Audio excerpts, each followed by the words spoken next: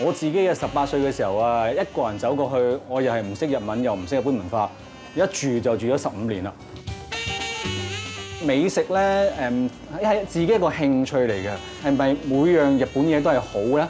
咁我其實真係覺得唔係嘅，要選擇嘅。我呢啲咁嘅小店你點揾翻嚟嘅咧？我好中意識咗個新朋友啦，當係喺佢口中咧得知咧邊度好味。如果我食都覺得好味嘅話咧，咁我又會介紹俾朋友喎。OK，即係將呢個緣分放大佢，交俾其他人。食拉麵你一定係專家啦，咁點咧？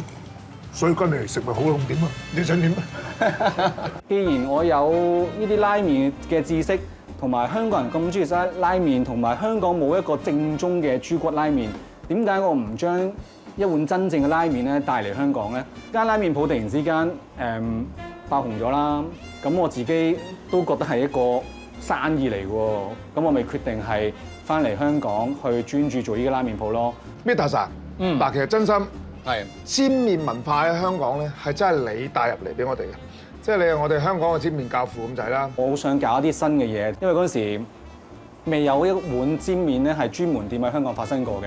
透過呢啲日本嘅飲食文化咧，去好似情報咁樣咧，去介紹俾大家。